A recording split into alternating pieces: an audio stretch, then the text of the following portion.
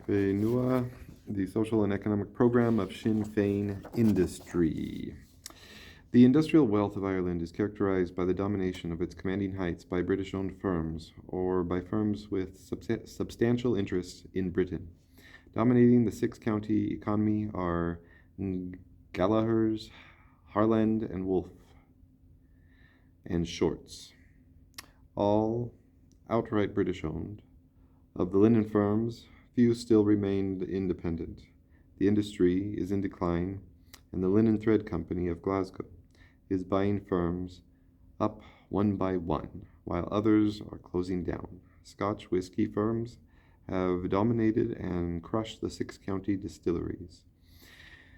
The price of survival for the six-county linen industry has been the flotation of shares on the London stock market, e.g., Old Bleach Linen Company, and or the setting up of subsidiaries in Britain, e.g., Kinnaird Textiles. To find firms with purely native ownership, it is necessary to go to less than £100,000 capital. Here, about 1,000 small firms exist, 90% of which have independent ownership. These control about a quarter to a third of industrial capital. So discriminatory is the unionist structure that the rise of a Catholic property-owning class has been substantially prevented.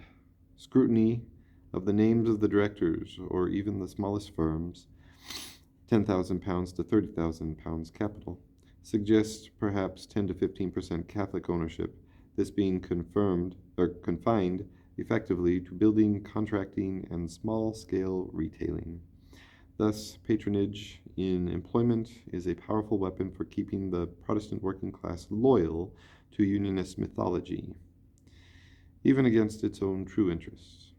Similarly, patronage of the small independent firms by the British-owned giants is a factor which prevents the emergence of national-mindedness in the smaller Protestant-owning class.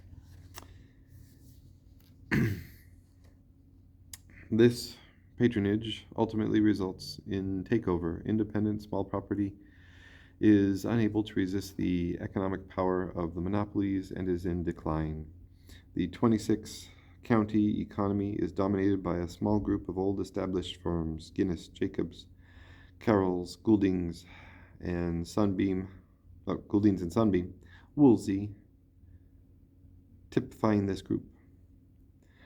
All have subsidiaries or associates in Britain. Their directorships interlock with each other and with the financial structure. The policy of all these firms, having saturated the home market, is expansion by building factories in Britain and the empire in case of Guinness, rather than diversification within the Irish economy. The Sunbeam Woolsey Unidair Pie complex is an exception to this. However, this diversification is in association with British monopoly capital and is of a secondary nature. Research and development is done in Cambridge. Production in Ireland uses cheap Irish labor and middle management. Some sectors of the Irish economy are dominated by British subsidiaries. Dunlop's ranks in the flour milling, Fry Cadbury, the petroleum distributors. An appreciable sector is dominated by state-owned or sponsored industries, ESB, CIE, and the Sugar Company, being among the largest. The firms named account for about half of the assets of the 26 county public companies. They therefore may be regarded as the commanding heights of the economy. Significantly, recent growth rates indicate that following trends: 1. Small, nationally owned firms are in decline and are being taken over. 2. The larger firms of the state sector are barely holding their own. 3. The British associated or dominated sector is growing rapidly. Guinness, Gouldings, Fry, Cadbury rank, as are other foreign-owned firms, Shannon Industrial Zone. Thus, the condition for rapid growth at present is to be integrated with the British economy. The trend is toward increasing specialization under the control of British firms. A process, the end product of which is a six-county type economy. Looking at Irish industry from the angle of products, one can make a broad classification as follows. A. Industry based on local raw materials. B. Industries based mainly on skill and technical ability. C. Building and construction. There is also the classical subdivision into producers and consumers' goods. The outstanding features of the present divided economy are 1. Distortion of the producers' goods industries, based mainly in the six-county area, in the direction of supplying specialized products for which demand is highly unstable to the English market. Under development of the producers' goods industries in the 26-county area despite state subsidy of foreign ventures. Number 2. Failure to develop agriculture-based industries to any great extent owing to the British economic pressure for agriculture to specialize in the export of live cattle. This holds for both areas. The sugar company is beginning to reverse this trend in the 26-county area by proving that possibilities exist for industrial processing of agricultural raw materials in areas other than the East Coast. Another important agriculture-based industry is distilling. It is noteworthy that most of the older established East Coast food processing firms are British-owned, e.g. Batchelors, and as such are of course not interested in Irish social economics, development of undeveloped regions, etc. Similarly, the mills, which are dominated by the rank organization, are operating a centralization policy which puts their own profits before local social needs. The social capital to be written off does not enter the balance sheet when a mill closure is decided. Dairying is largely in the hands of old established cooperatives, which, by and large, have shown little enterprise and few have diversified into the other lines of business open to them, such as cheese manufacture. The reason for this may perhaps be traced to the dead hand of the British Ministry of Agriculture, under whose auspices they were formed in Sir Horace Plunkett's time. This, however, requires analysis. Bacon production, once an important export, has fallen on evil days, owing to a highly variable product. This is a result of lack of scientific control. A variable price has deterred producers. There are signs of improvement here, largely due to the work of the Agricultural Institute. The belated establishment of this body, a generation later than its European equivalents, is an illustration of the lack of attention paid to scientific research in Ireland. Number 3. Failure to develop native industrial know-how. Neglect of potential know-how in the form of scientifically trained people, which is produced in abundance for export by our universities. Failure to build up an adequate indigenous research and development framework in which economically important discoveries and inventions might be brought to fruition. Norway, with the same population, spends 10 times what we do on applied science. The cult of the forever export. Any know-how-based industry at present in Ireland of a foreign subsidiary invariably depends on the parent company for its scientific research and development. There is, therefore, insufficient basis on which to grow a native applied scientific tradition. There are not enough people doing scientific research to generate the necessary intellectual atmosphere. It is interesting to speculate how the Ferguson tractor might have been developed by an Irish-oriented Belfast engineering industry in order to revolutionize small farm agriculture. Number 4. Industries based on extracted mineral wealth are sacrificed to a policy of sale of rights to foreign concerns, whose sole concern is rapid exploitation when World prices are high, followed by neglect if the price drops.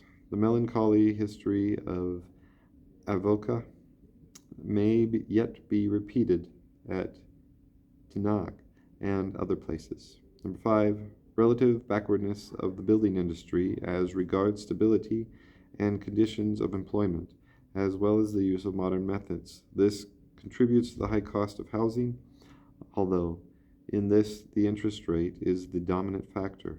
A small number of highly mechanized, large-scale building firms exist. These are associated with British interests and are at present making large profits out of the rebuilding of central Dublin in the imperial image. The same situation exists in Belfast.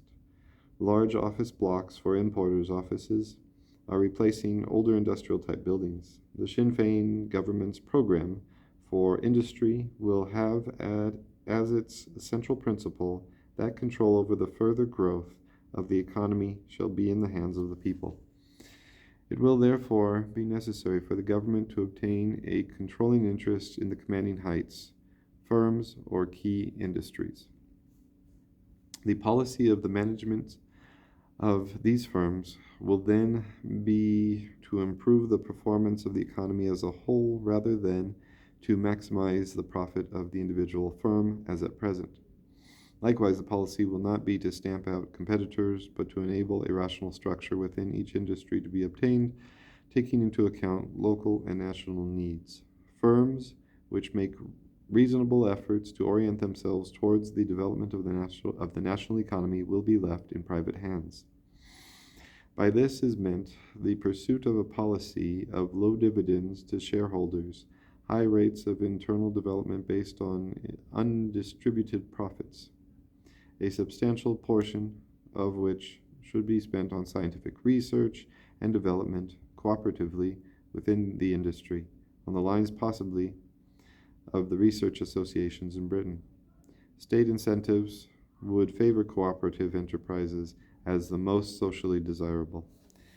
The investment program will be planned with the aid of the National Development Authority and financed by the means of the undistributed profits of the state-directed commanding heights of the economy, by state-created credit under the control of the National Financial Authority, by means of the external assets as reorganized for the purpose, and by foreign loans if necessary.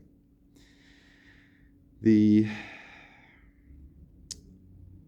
engineering industry will be modified and re-equipped in such a way as to enable it to manufacture products necessary for the mechanization and control of most of the agricultural and industrial operations carried out in the 32-county economy. Shipbuilding capacity will be retained and used to build and equip a merchant fleet large enough to carry the bulk of our trade. This will be an expanding and diversified trade with countries other than Britain, so that a substantial fleet will be needed.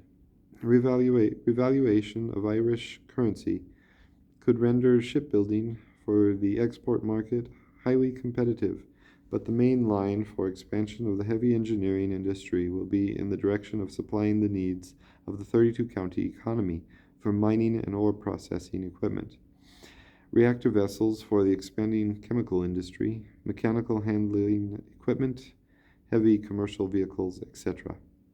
The aircraft industry, as well as developing a workhorse-type, low-cost, high-load plane suitable for internal freight and bus-type passenger transport in developing countries, would diversify naturally towards manufacturing automatic process control equipment of a relatively simple type, directed at the needs of the developing countries, our own, of course, in the first place, as well as more sophisticated electronic equipment for the more advanced sectors of our own economy.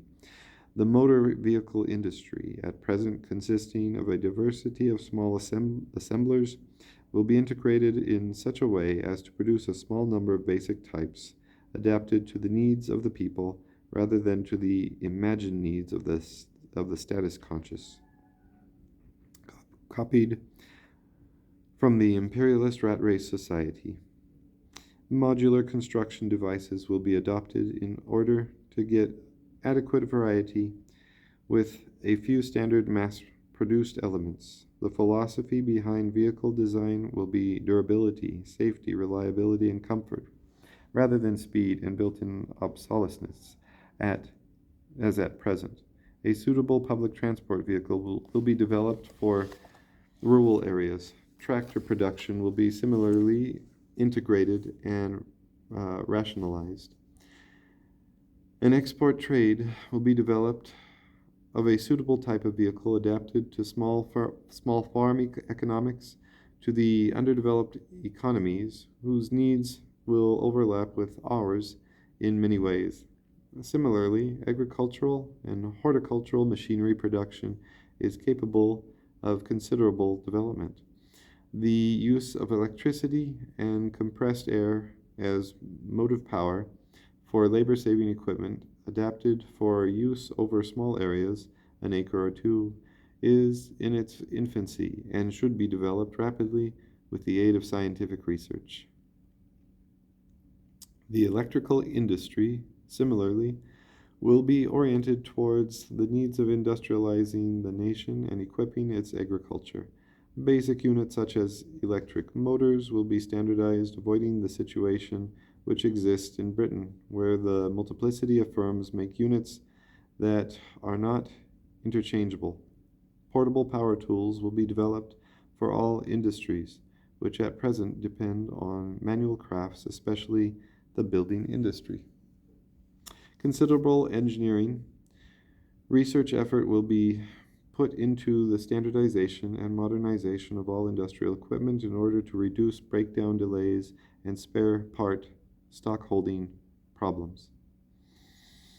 The extractive industries will be developed beyond the present role of production of ore for export. Refining will be done on the spot, and an associated chemical industry will be built up. The rate of production of non-ferrous metals will be geared to the needs of the economy with a modest surplus for export if this proves to be advantageous, instead of allowing wildcat, get-rich-quick speculative exploitation as at present. The coal mining industry will be modernized. Techniques and equipment adapted to thin seam mining will be imported and adapted. The geological survey will be expanded and equipped by such a way as to improve rapidly the knowledge of the nation's mineral resources.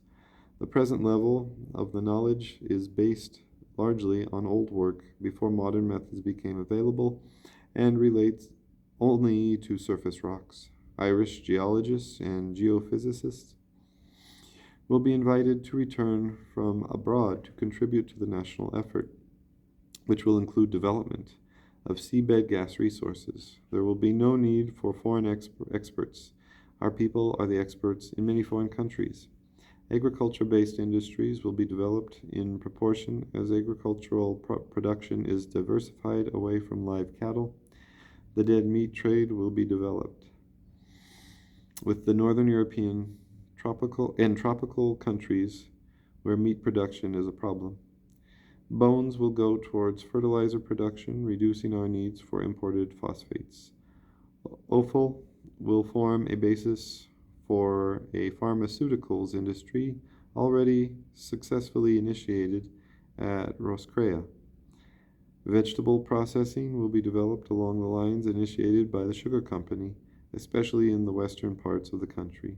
The distilling industry will be among those to be nationalized and will be fully developed in the national interest. The economics of local steel production will assume a different appearance, with the 32-county economy supporting a heavy engineering industry. The logical place for this would be Derry, with its port, direct rail links with the rest of the country, and relative proximity to Belfast.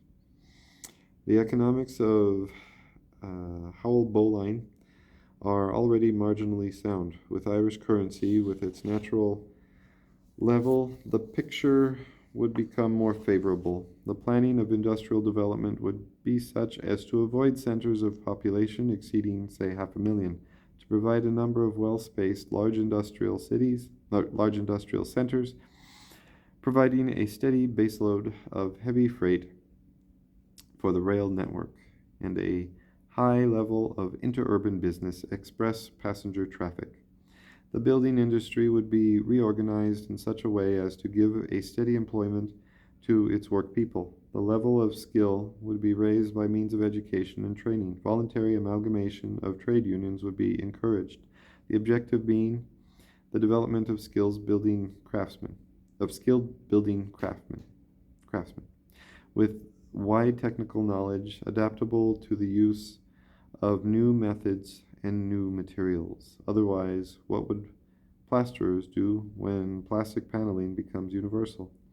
In this process, training will be universal. There would be no redundancy. Wages and productivity would increase. Cooperative builders groups will be encouraged to develop to supplement the small contractor. The larger contracting firms would come under government control. Stability of employment will have absolute priority. Salaries and wages will be on the basis of equal pay for equal work as between men and women. While tourism can be a very important factor in the economic life of the country, neither the nation as a whole nor any particular locality should be so geared as to be solely dependent on tourism for prosperity. Dependence on outside factors should be kept to a minimum. Tourism can sap the independence and strength of character of the people and is not a dependable source of income because it can be adversely affected by weather, wars, depressions, or transport strikes. In an expanding, diversified economy, however, tourism can be safely built up as a method of gaining foreign currency. Tourism will be encouraged by cheap air and shipping fares. Foreign-owned hotels and holiday camps will be nationalized. A standard scale of services and charges will be laid down by the State Tourist Board and suitable promotion undertaken both at home and abroad.